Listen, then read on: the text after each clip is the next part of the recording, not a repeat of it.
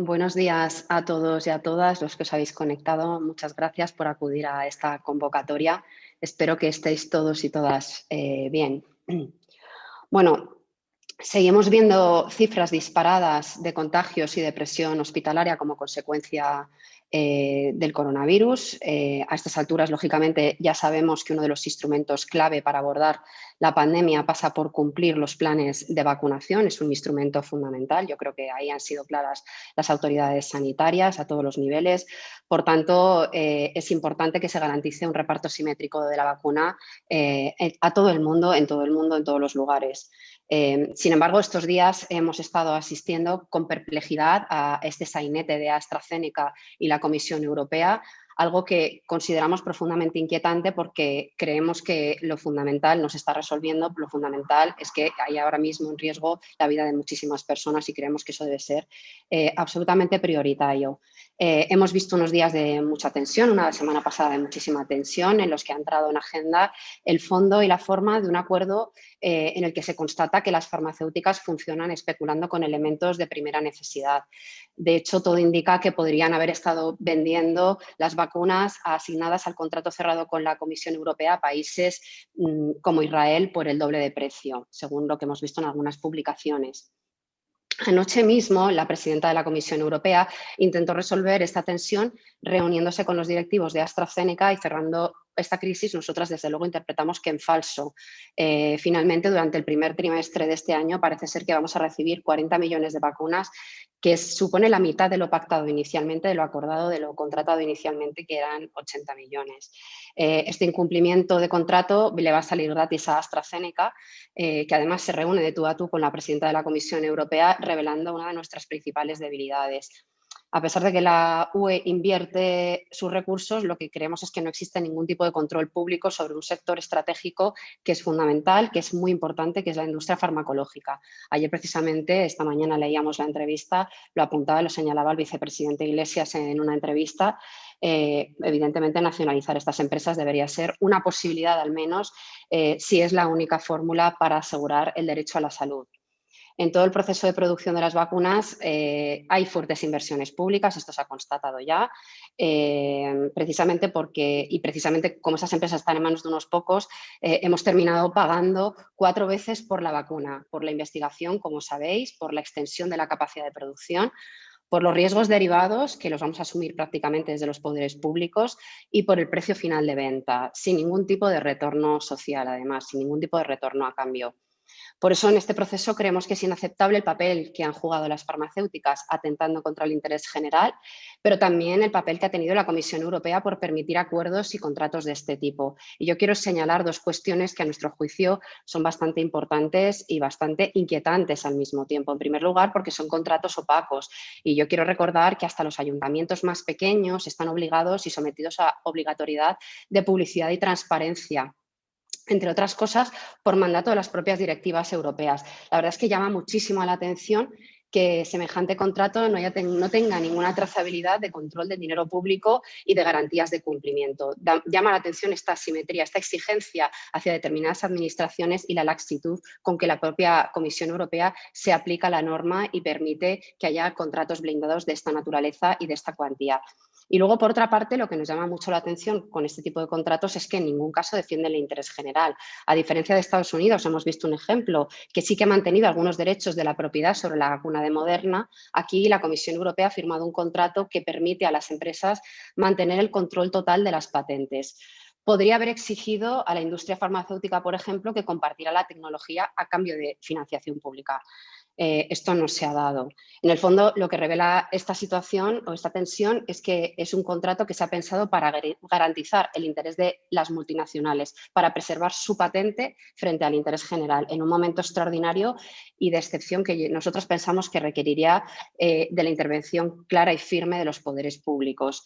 Consideramos que sí que hay mecanismos para actuar, por ejemplo, la suspensión de las patentes para aumentar la producción o la aplicación de una fórmula que se llama licencias vinculantes, por ejemplo, aplicando un mecanismo que contemple en los tratados, el artículo 31 bis sobre propiedad intelectual, lo que permitiría la producción de vacunas aún con la oposición de las farmacéuticas, y de alguna manera resolvería el problema de suministro que podríamos llegar a tener, teniendo en cuenta esa tensión que se está generando. En cualquier caso, nosotras consideramos que esto abre un debate de fondo sobre lo necesario que es ampliar el control público y la transparencia, y que además que es un debate interesante que debemos tener y que se podría añadir a este debate que se ha abierto como consecuencia de esta suerte de autoenmienda que ha iniciado la Unión Europea después de ver el impacto de la pandemia y el efecto de sus políticas de recortes sobre los servicios públicos y el Estado social, especialmente el impacto que ha tenido sobre los sistemas públicos de salud. La crisis sanitaria y la crisis económica derivada han hecho que haya una suerte de rectificación y que se hayan puesto en marcha dispositivos como los fondos de recuperación europeos, la suspensión de las reglas fiscales y una orientación distinta de las recomendaciones del semestre europeo, que sabemos que históricamente habían sido extraordinariamente exigentes en términos, además, de recortes que han tenido un elevado impacto sobre los sistemas públicos en términos generales, y que han generado también y han traído y han generado esta situación angustiosa para los sistemas públicos de salud. Es decir, que esto tiene un recorrido histórico previo. En ese sentido, hago 2 apuntes y ya con esto termino. En primer lugar, el juego de las fuerzas políticas que se apuntan al bloqueo de los fondos europeos, ya sea por una cuestión electoralista como Esquerra Republicana, o ya sea por la posición del Partido Popular, que en cualquier caso sí se está manteniendo, hay que reconocerlo, fiel a una hoja de ruta, tanto aquí votando en contra como en Europa apoyando que no haya condicionalidad al cumplimiento del Estado de Derecho, como sugerían la extrema derecha húngara alineándose con ella, o que haya precisamente una condicionalidad que tiene que ver con la vieja receta de los recortes y de los hombres de negro. También recuerdo que los principales defensores de estas medidas, han sido precisamente también ciudadanos. Esta exigencia de vincular los fondos de recuperación, los fondos europeos, a una vuelta, a una suerte de aplicación de nuevo de políticas de recorte que al final sabemos lo que generan sobre los servicios públicos y en general, en términos generales, el coste que tienen para la gente trabajadora, que han tenido para la gente trabajadora en nuestro país. Y en segundo lugar, bueno, destacar que las interpretaciones de las indicaciones del semestre europeo, en su último informe recomienda a España políticas expansivas. Además, a pesar de manifestar la necesidad de mejorar el sistema de pensiones, o que indican algún apunte respecto al sistema de pensiones y al mercado de trabajo, yo creo que es importante dejar claro que en ningún caso están exigiendo un empeoramiento de las condiciones ni plantean modelos de privatización o desregulación. Esto, en cualquier caso, y yo creo que es bueno recordarlo, es una prerrogativa de cada uno de los países, de cada uno de los Estados miembros. Por tanto, nosotras vamos a seguir insistiendo desde Izquierda Unida, desde nuestro trabajo en el Gobierno, vamos a seguir apostando por la estabilidad de las pensiones y, por supuesto, por la necesidad de hacer una reforma del mercado laboral. Por ello, creemos que lo importante es blindar las pensiones, revalorizarlas y mantener su carácter público. Y en segundo lugar, por supuesto, insistimos en una cuestión que para nosotros es prioritaria, que es la de abordar cuanto antes la reforma laboral y derogar la reforma laboral del Partido Popular. Muchas gracias. Te quería comentar 3 cosillas. Sí. Todo lo que nos has contado de abogar por mayor control a las farmacéuticas, hacer un tipo de intervención, ¿no? Para preservar el interés general, público. sí. ¿Esto se va a traducir en algún tipo de iniciativa, tanto a nivel comunitario como en España? O sea, ¿va a haber alguna iniciativa parlamentaria, por ejemplo, en el Congreso o en la Unión Europea? Y también te quería preguntar por una cosa fuera de esto, por 2 cuestiones. Una es también lo de las elecciones en Cataluña. Quería saber un poco cuál es vuestra postura y si pensáis que bueno, esa alianza de formaciones de izquierdas, ¿no? Que podría ser RC y PSC, es más factible una vez que se ha desarrollado ya los primeros días de campaña, si crees que ya es claro de que tendría que haber un compromiso en ese sentido.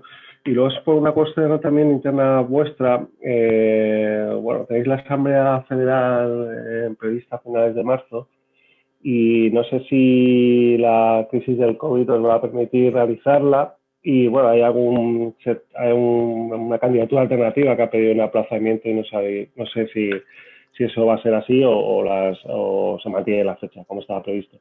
Así que muchas gracias, Sira. Sí, muchas gracias por tus preguntas. Respecto a lo primero, pues evidentemente nosotros sobre todo desde el grupo de la izquierda europea, sí que estamos presionando y sí que estamos exigiendo que haya claridad, que haya transparencia. Los instrumentos parlamentarios que tenemos a disposición en forma de preguntas parlamentarias y luego, sobre todo, la exigencia de que haya un debate en el Pleno, pues desde luego los hemos puesto en marcha. Ahora mismo el problema que tenemos es que deberemos ver cómo afecta esta rebaja del número de dosis al plan general de vacunación que tenemos y en función de eso también posicionarnos tanto en Europa como aquí en España. Desde luego nos preocupa muchísimo este incumplimiento porque dependemos, y ya lo están diciendo las autoridades sanitarias, dependemos de los suministros de vacunas precisamente para hacer frente a esto y para cumplir con las exigencias que hemos decidido colectivamente, que han decidido las autoridades sanitarias europeas, que son las razonables para llegar en buenas condiciones al verano y sobre todo para revertir en la medida de lo posible en el mínimo tiempo el avance de la pandemia. Por lo tanto, estamos muy preocupados, muy preocupadas. Tendremos que ver cómo se reajusta todo el calendario de vacunación, la afectación que va a tener el hecho de que las farmacéuticas estén entregando menos dosis y, sobre todo, lo que creemos que es fundamental es abrir un debate público en torno a la importancia que tiene el interés general frente al interés de las grandes multinacionales. Es muy preocupante que los poderes públicos, en este caso la Comisión Europea, que representa a los europeos, a las europeas, a todos los pueblos de Europa, esté en este momento anteponiendo los intereses de las farmacéuticas a nuestros intereses. Estamos viendo, ya os lo decía, como en el caso de Estados Unidos sí que se han preocupado por mantener cierto control sobre las patentes precisamente para tener esa autonomía en un momento tan sensible como este y, sin embargo, como Europa pasa de puntillas sobre esto y no pone en el eje, en el centro, pues un cierto control de la producción de vacunas. Y esto, la verdad, es que interpela muchos otros aspectos, incluso aspectos que tienen que ver con el potencial que debería estar desarrollando Europa en torno a otro modelo industrial, por ejemplo, es decir, tener un poco más de autonomía a ese nivel. Creemos que está dejando atrás o está pasando por encima de debates que son fundamentales y, desde luego, nosotros tenemos toda la intención de que esto no suceda, abrirlos y utilizar todos los instrumentos que tenemos tanto en el Parlamento Europeo como aquí en España para que el debate sea público y, sobre todo, para avanzar en propuestas alternativas como que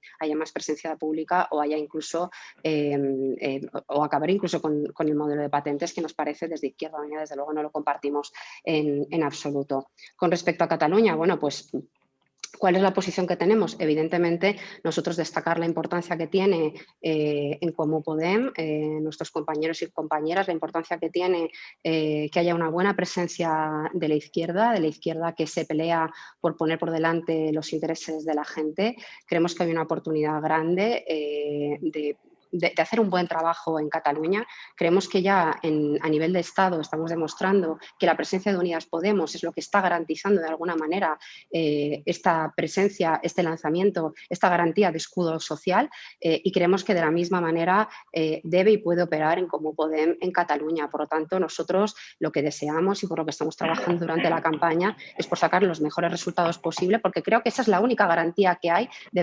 verdaderamente de tratar de construir, de tratar de alcanzar un gobierno de izquierdas que ponga en el centro el eje de las necesidades de la gente y el eje social, que yo creo que en este momento es prioritario. Y si algo revela la crisis sanitaria precisamente es que nos afecta de manera igual a todos los pueblos. Es decir, hay una afectación similar, hay una crisis económica que nos está poniendo en una situación muy complicada. Necesitamos reforzar los servicios públicos y yo creo que quienes de verdad estamos garantizando esto, somos los compañeros y compañeras de Comú Podem. Por lo tanto, cuanto mejor sean los resultados para nosotras, más garantías hay de que haya un gobierno de izquierdas en Cataluña y, por lo tanto, más fácil será salir de la crisis sanitaria y de la crisis económica.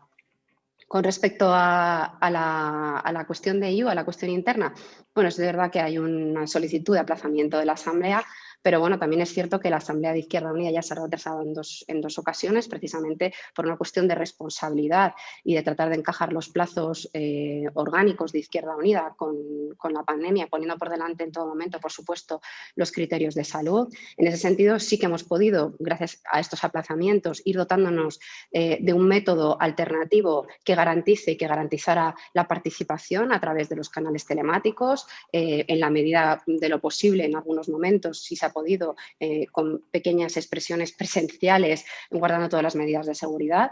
Creo que precisamente el hecho de que se haya dilatado tanto el plazo ha permitido y ha garantizado una participación suficiente, y en este momento no se contempla en absoluto volver a posponer la Asamblea Federal. Necesitamos también tener debates de fondo porque han pasado muchas cosas en nuestro país y como organización política necesitamos tener debates de fondo que son muy importantes y que hay que actualizar, y necesitamos también de alguna manera actualizar y reeditar el equipo de la dirección política para afrontar esta nueva etapa política que creemos que es fundamental, sobre todo que nos ha atravesado con la crisis sanitaria y que, bueno, pues que es una etapa también política traumática que yo creo que hay que hablar, hay que debatir y hay que buscar los mejores instrumentos para seguir trabajando y para seguir mirando hacia adelante.